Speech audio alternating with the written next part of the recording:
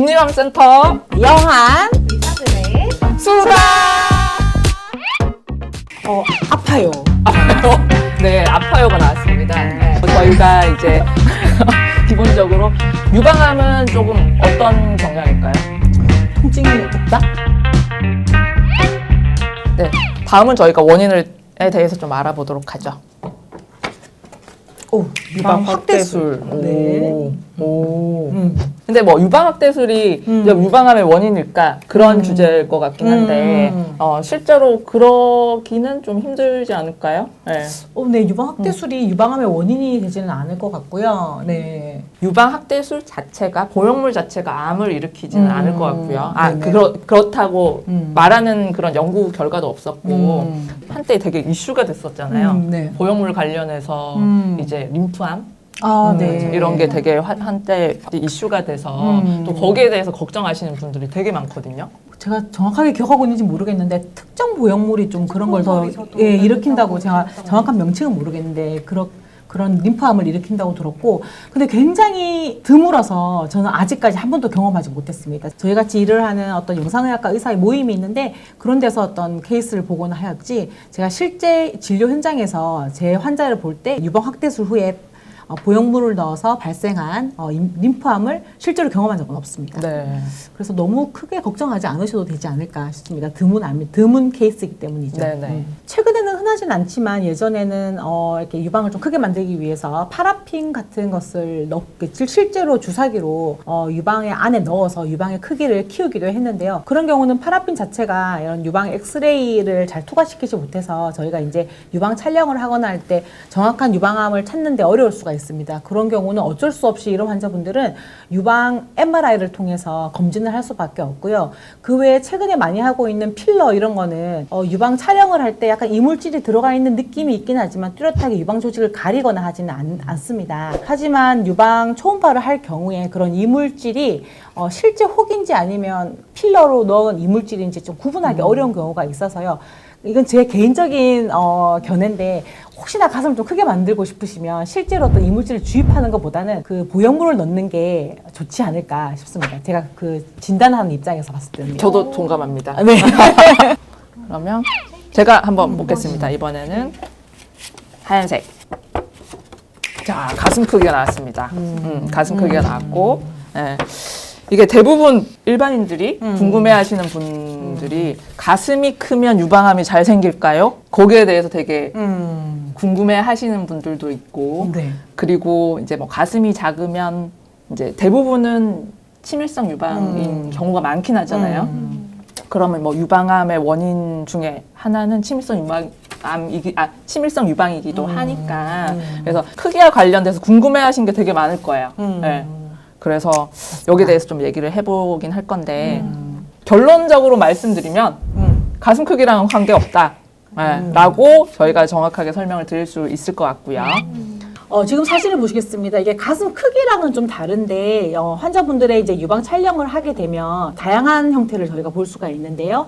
보시면 오른쪽으로 갈수록 하얀 조직이 많이 보입니다. 이렇게 하얀 조직이 저희가 부르는 유선 조직, 유방 조직인 거죠. 근데 현재까지 연구 결과로는 이렇게 유방 조직이 많은 환자인 이런 치빌 유방을 가진 환자에 있어서 그렇지 않은 환자보다 더 유방암의 발생률이 조금 더 높다고 알려져 있습니다. 그래서 지금 또 크기는 아니지만 안에 유방 조직이 많은 치빌 유방이라고 검진해서 결과로 들으셨다면 좀 더 이제 유방 초음파 등의 검진을 같이 하시는 게 환자분들 암 발견에 많은 도움이 되겠습니다. 네, 네. 좋습니다. 또 음식이 나왔거든요. 저도 궁금했습니다. 거기 너도? 음식을 조심해야 되는지. 저도 궁금한데요. 저도 궁금한데 이제 외래에서 오시면 음식에 대해서 되게 많이 물어보세요. 어떤 음식이 좋냐, 뭐 어떤 음식이 유방에 나쁘냐 이렇게 말씀을 많이 물어보시긴 하는데 실제로 뭐 너무 항상 비슷하게 말씀을 드리죠. 그냥 골고루 맛있게 뭐 즐겁게 드시라고 말씀을 드리긴 하는데 아무래도 뭐 기름기가 많거나 그런 거는 좀 이제 또 비만이랑 연관이 있긴 하니까 그냥 적당히 드시면 될 것 같아요. 네, 적당히 드시면 될 것 같고. 또 폐경 후에 비만이 되게 유방암의 원인이 될 수가 있어서 네, 이제 또 폐경이 되고 난 후에는 생각보다 다이어트 하기도 더 되게 힘들고 살도 되게 잘 안 빠져요. 안 빠지기 때문에 기본적으로 좀 건강하게 운동하시고, 예, 운동하시고 건강한 이제 생활 습관을 그죠? 제일 힘든 게 운동이긴 하지만 그래서 기본적으로 조금 건강한 생활 패턴을 이제 바꾸는 변화가 좀 필요할 것 같아요.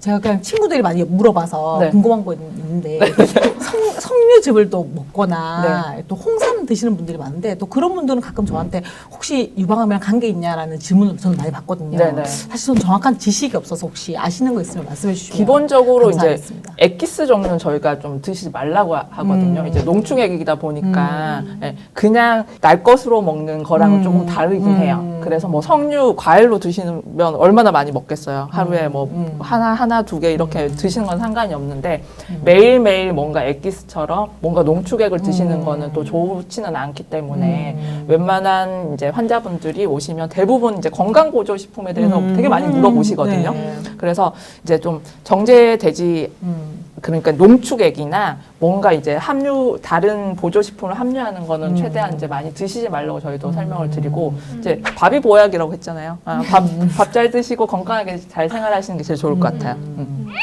다음은 이제 마지막으로 진단으로 넘어가 볼까요? 네. 유방암의 종류.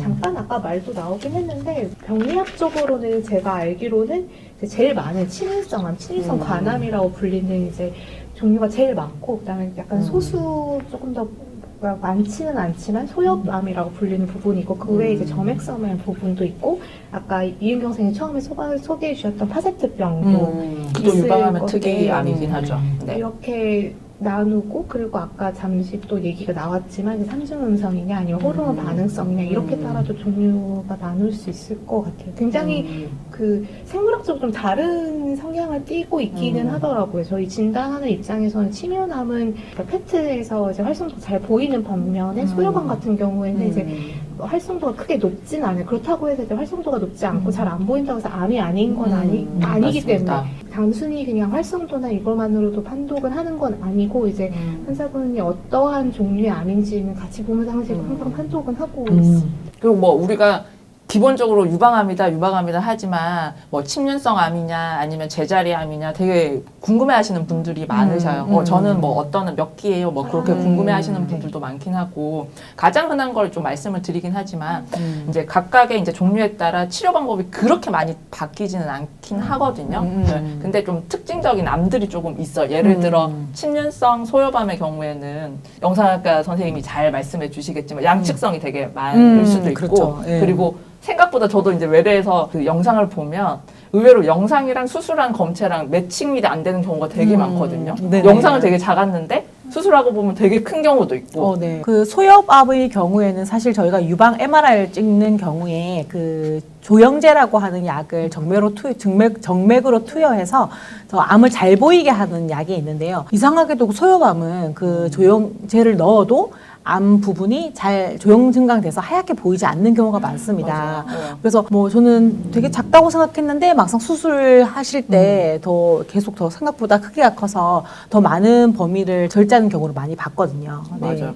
암에 따라서 예, 영상의학적 특성도 조금 차이가 있습니다. 네. 네. 그리고 또 이제 흔히 뭐 유방암 진단받으면 저는 뭐 항암을 하나요? 아니면 뭐 다른 치료를 하나요? 그렇게 궁금해 하시는 분들 되게 많을 건데 이제 유방암이라고 하지만 또 이제 자세하게 나눠보면 이제 뭐 흔히 잘 아시는 호르몬에 반응하는 암인지 아니면 표적 치료에 해당하는 암인지 아니면 삼중음성 유방암인지에 따라서 다 치료 방법이 좀 달라지거든요. 달라지기 때문에 나는 왜 호르몬 억제제만 먹고 있는데 저분은 왜 항암을 하냐 되게 궁금해 하시는 분들도 많을 거예요. 많은데 그건 각각의 이제 타입 자체가 달라서 그렇다라고 또 설명을 드리긴 합니다. 저희도. 자, 오늘 이렇게 처음에 이제 유방의 진단, 네. 뭐 궁금한 점, 원인에 대해서 조금 알아봤는데 저희 답변이 조금 도움이 되셨는지는 잘 모르겠습니다. 다음 편은 이제 치료랑 그러고 이제 치료 방법이 어떤지 되게 더 스마트하신 분들, 그리고 네. 잘생기고 예쁘신 분들이 멋진 나와서 분들. 네. 설명을 해드릴 거니까 많이 봐주시고 유방암에 관해서도 이제 환자분들도 많이 관심을 가져주시고 네, 그렇게 해서 문제 없이 잘 지냈으면 좋겠습니다. 그죠? 네, 모두 건강하십시오. 네. 건강하세요. 건강하세요. 건강하세요. 모두 유방암 치료를 담당하고 있지만 사실 하는 일들이 조금씩 다 다르잖아요. 네. 그러면은 역시 수술비가 당겨질 수 있으니까 시청하시는 분들 중에 궁금하거나 정말 뭐 나는 이게 정말 궁금한데 좀 전화도 안 되고 뭐 어떻게 해야 될지 모르겠다. 그러면 이제 댓글을 달아주시면 최대한 이제 답변을 해드릴 수 있도록 노력하겠습니다. 국립암센터 유튜브 채널도 구독과 좋아요를 부탁드립니다. Way back a year ago,